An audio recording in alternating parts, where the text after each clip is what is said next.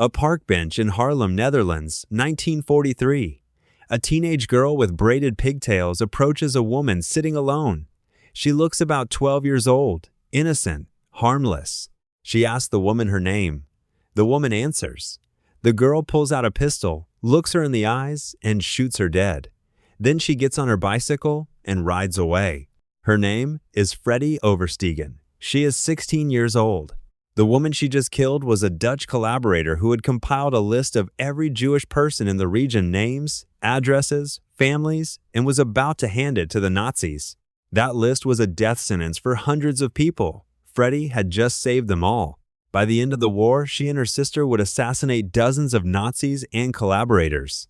The exact number, nobody knows. When asked, Freddy always gave the same answer, the same words every single time someone put the question to her. One should not ask a soldier any of that. She never said the number. She took it with her when she died at 92 years old in 2018, having waited 69 years for her country to say thank you.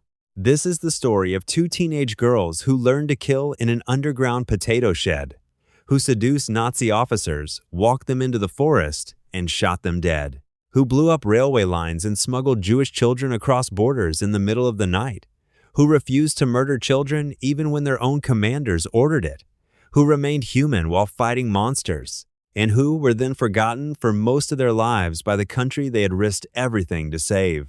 Freddy Oversteegen was born in 1925, the village of Schoten, just outside Haarlem.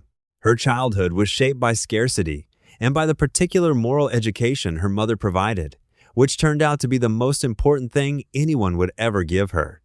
The family lived on a houseboat. Money was scarce. Her parents divorced when she was young. Her father sang a French farewell song from the bow of the boat as he left, and she rarely saw him after that. Her mother, Truus, whom everyone called Trijan, moved the two girls into a small apartment in Haarlem. They slept on mattresses stuffed with straw. But Trine was a communist who believed, with complete conviction, that when you see injustice, you do not look away. You act.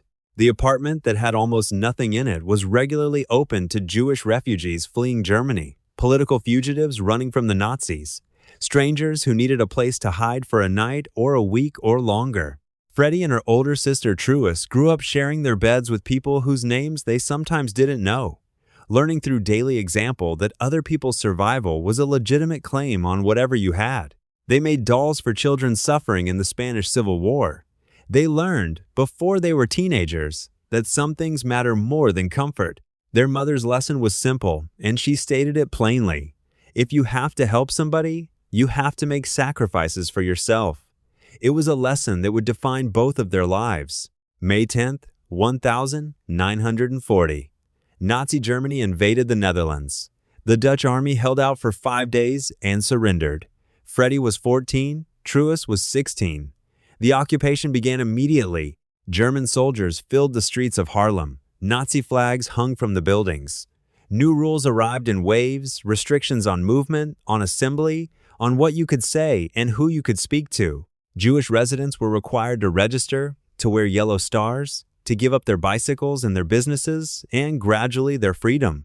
The apparatus of persecution that Germany had spent years building was being installed in the Netherlands with systematic efficiency. Freddy remembered what it felt like when the deportations began. She remembered the sound of it, the rifle butts against doors, the noise filling the entire neighborhood, the screaming. It was very frightening, she said later. But the Oversteegen family didn't hide. They fought back immediately, in the ways available to them. Freddy and Truus joined their mother distributing anti-Nazi pamphlets and illegal newspapers. At night, they slipped through the streets with paste and paper, covering German propaganda posters with their own messages the Netherlands must be free, and warnings to Dutch men not to go to Germany as labor conscripts. Then they raced away on their bicycles, hearts pounding, knowing that being caught meant being shot. Two young girls on bicycles. Nobody looked twice. In 1941, a man named Frans Vanderveel came to their door. He was the commander of the Haarlem Council of the Resistance, part of the underground network that was organizing active opposition to the occupation. He had heard about the Oversteegen family, the mother who hid refugees, the daughters who were already taking risks that most adults were avoiding. He wanted to recruit them. He asked Trine whether her daughters could join the resistance. Freddy was 14. Truus was 16. Their mother said yes. The girls said yes. WWII wasn't convinced yet. He needed to know if they could be trusted under pressure, if they would hold when it mattered. So he tested them. A few days later, he returned to the apartment, this time dressed as a Gestapo officer. He burst through the door, waving a gun, screaming in German, demanding to know where a Jewish man was hiding. Freddy and Truus didn't break. They didn't give up a single name. They fought back, kicking, hitting, refusing to betray anyone even when they believed they were facing a real Nazi officer who might kill them. WWII stopped the act and revealed himself. They had passed. Now he told them what joining the resistance would actually mean. "You'll learn to sabotage bridges and railway lines," he said. He paused. "And you'll learn to shoot Nazis." Truus looked at her little sister. Freddy grinned and said that was something she had never done before. Their mother gave them one piece of advice before they left with WWII. Always stay human. The Oversteegen sisters were taken to an underground potato shed.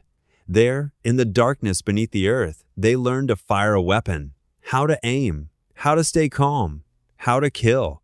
Their first operational missions weren't assassinations, they were arson. Nazi warehouses needed to be burned, but they were guarded by SS soldiers. The plan was straightforward in concept and required something specific in execution. Freddy and Truus would approach the guards, talk to them, flirt with them, distract them with smiles and conversation while the rest of the resistance team slipped in from behind and set the fires. It worked. The warehouses burned. The guards never questioned the two teenage girls who had been chatting with them minutes before. WWII understood what he was seeing. These girls could go places men couldn't reach. They could get close to targets that nobody else could approach. Their youth and their apparent innocence were weapons more powerful than anything he could issue them from a supply cache. It was time to use those weapons properly.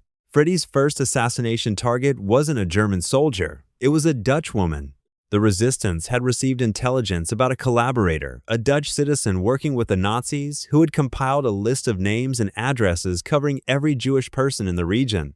She was preparing to hand it to the Germans. That list was a death sentence for hundreds of people, men, women, children, entire families who would be rounded up, deported, and murdered. The resistance gave Freddy the assignment. She rode her bicycle to a public park where the woman would be. She found her target sitting on a bench. She approached casually, the way a 12-year-old with braided hair approaches a stranger, nothing threatening, nothing alarming. She asked the woman her name. The woman told her. Freddy confirmed she had the right person. She pulled out her pistol, looked the woman in the eyes, and fired. Then she rode away. Later, she described the instinct that followed every kill, no matter how many times she pulled the trigger. The first thing you want to do when you shoot somebody is to pick them up. The impulse to help, to undo, to reach toward the person she had just made dead, that reflex never left her.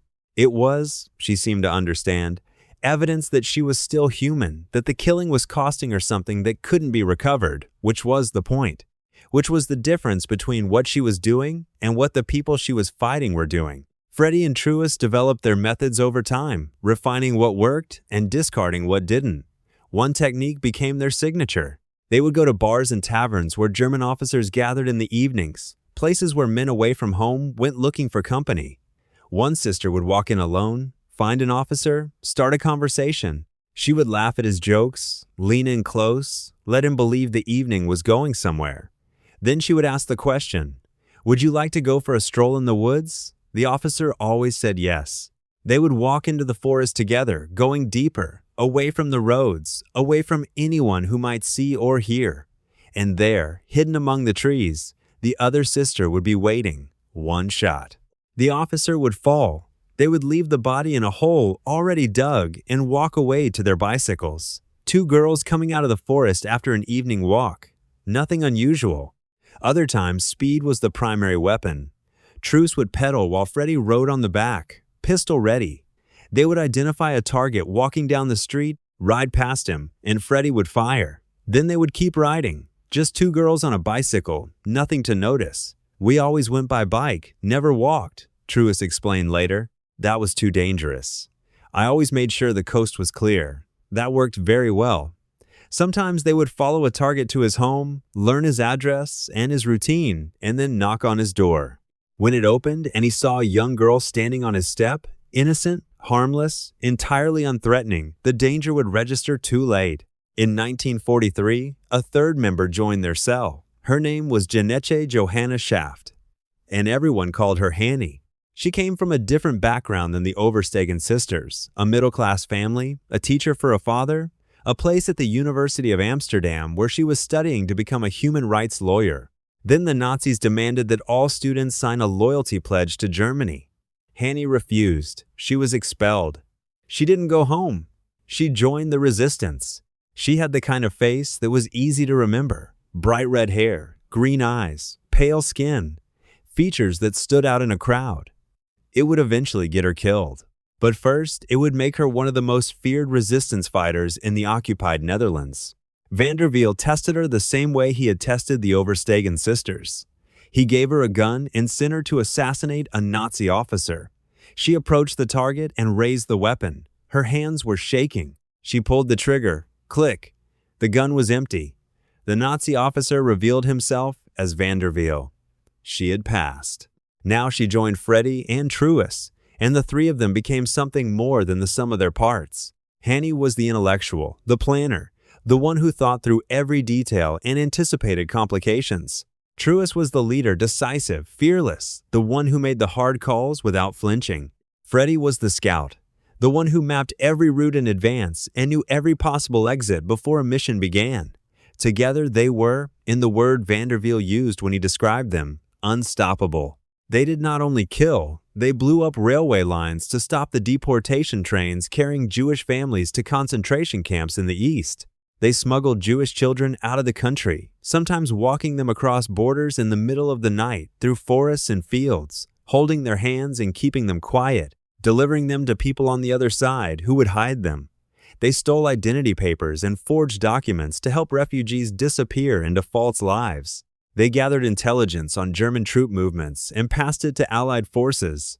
And yes, they assassinated German soldiers, Nazi officers, and Dutch collaborators, the last category often representing the most psychologically difficult work because killing a German occupier was one thing, and killing a Dutch citizen who had chosen to betray his own neighbors for money or power or ideology was another. The collaborators had become their primary focus as the war continued. We were dealing with cancerous tumors in society, Truus explained years later. You had to cut them out like a surgeon. You couldn't arrest them. You couldn't try them. There was no other solution. The resistance had no courts, no prisons, no capacity for anything except the choices that were actually available. Act or don't act. Allow the betrayals to continue or stop the person doing them. They stopped them. Then came the order that defined who they were more clearly than anything else in the war. Resistance leadership gave them an assignment. The target was Arthur Seyss-Inquart, the Reich Commissioner of the Netherlands, one of the most powerful Nazis in the country. The mission was to kidnap his children. The plan was to use them as leverage for Seyss-Inquart to release resistance prisoners in exchange for his children's safety, and if he refused, kill the children. Freddy, Truus, and Hannie refused the mission. Completely, immediately, without discussion. Freddy's response was precise. We are not Hitlerites. Resistance fighters do not murder children. They had killed many people. They would kill more before the war ended. But children were the line. It was the line between resistance and terrorism, between fighting evil and becoming it. They would not cross it. Their mother's words, always stay human, had not been decoration. They were operational doctrine. Not long after, Truus was cycling through the streets when she witnessed something she described for the rest of her life as the image she could never put down. A Dutch SS soldier, a Dutchman who had voluntarily joined the Nazi forces, was standing in the street. He had grabbed an infant from a family. The father was there. The baby's sister was there. They were screaming. The soldier held the baby up and smashed it against the wall. The child died. Truus stopped her bicycle, pulled out her pistol, and shot the soldier dead in the middle of the street in broad daylight. It wasn't an assignment. There were no orders. That wasn't a mission, she said later, but I don't regret it. Some things don't need orders. By 1944, Hannie Schaft was one of the most wanted people in the Netherlands. Her red hair had been spotted at too many scenes. Witnesses had described her. The Nazis issued a bulletin with a description: "Find the girl with the red hair."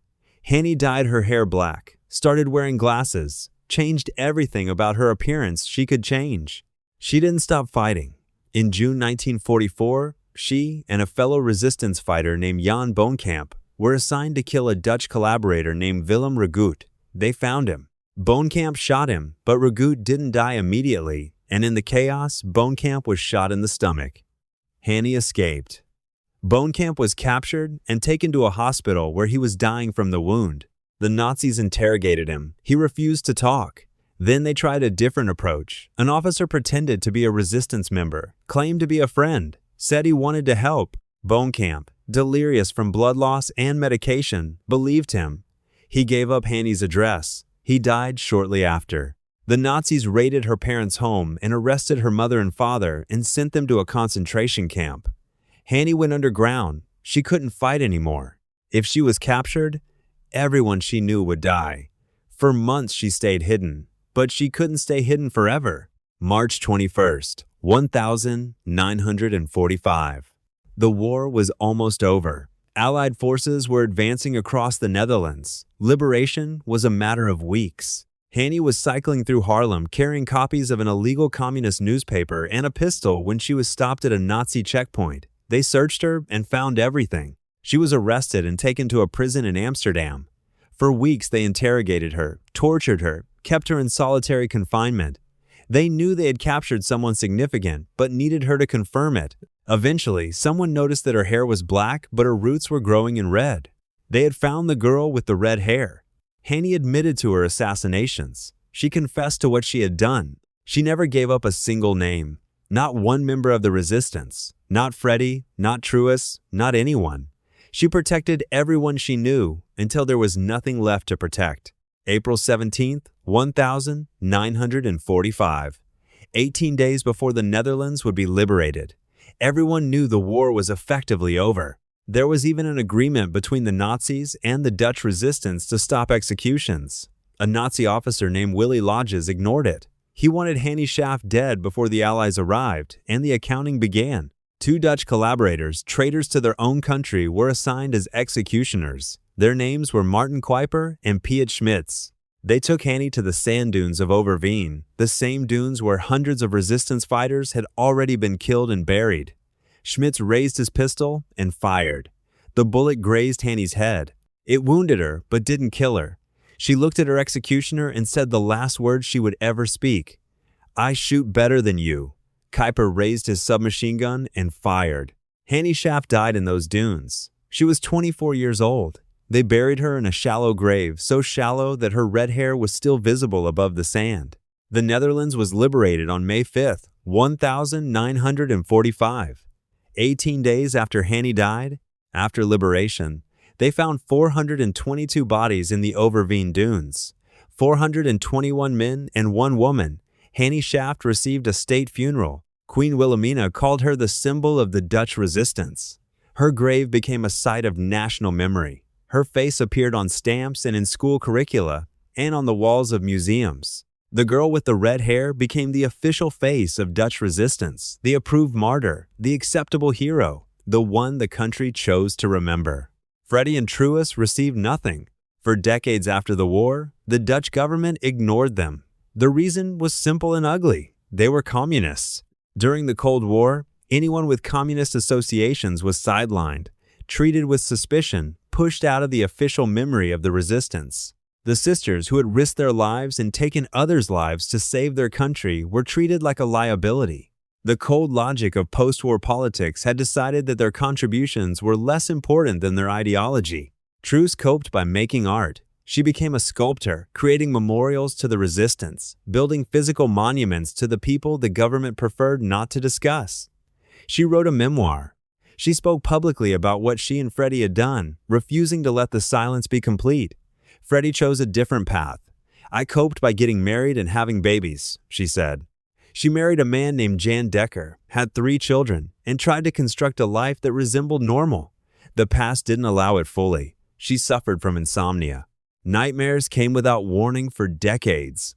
Every year on May 4th, Remembrance Day in the Netherlands, she woke up with dread that didn't lift until the day was over. When people asked how many people she had killed, she gave the same answer every time. One should not ask a soldier any of that. For 69 years, they waited. Finally, in 2014, Dutch Prime Minister Mark Rutte invited them to a ceremony and awarded them the Mobilization War Cross, a military honor for service during the war. Freddy was 89 years old. Truus was 91. Freddy's son said it was the happiest day of his mother's life. After 69 years, someone had finally said thank you. Streets in Harlem were named after them. Their story was told in books and documentaries. But for most of their lives, they had lived in silence, unrecognized, the country they saved having decided that their politics made their heroism inconvenient. Truus Oversteegen died on June 18, 2016. She was 92 years old. Freddy Oversteegen died on September 5, 2018, one day before her 93rd birthday. Throughout her life, Freddy visited Hannie Schaft's grave regularly. She left red roses for the friend who hadn't made it out. When people asked what advice she had for future generations, her answer always came back to the same place her mother had started. When you have to make a decision, it must be the right one, and you must always remain human. Always stay human. It had been the instruction given to two teenagers in Harlem before they walked out the door to join the resistance in 1941, and it had been the standard against which they measured every action they took for the next 4 years. They killed people. They shot men in forests and on street corners and at front doors and in public parks.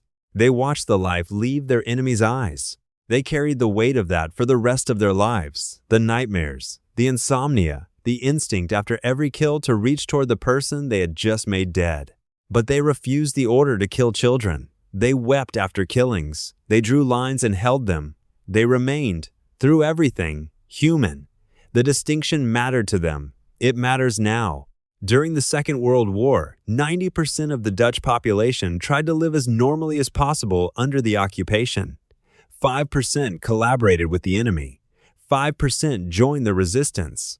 Of that 5%, only a small number of women took up arms, and fewer still killed with their own hands. Freddy Oversteegen was one of them, a 14-year-old girl with braided pigtails and a pistol hidden in her bicycle basket, who learned to shoot in an underground potato shed and spent 4 years fighting one of the most effective military forces in history with the only weapons available to her, a bicycle, a gun, and the specific danger of being completely underestimated.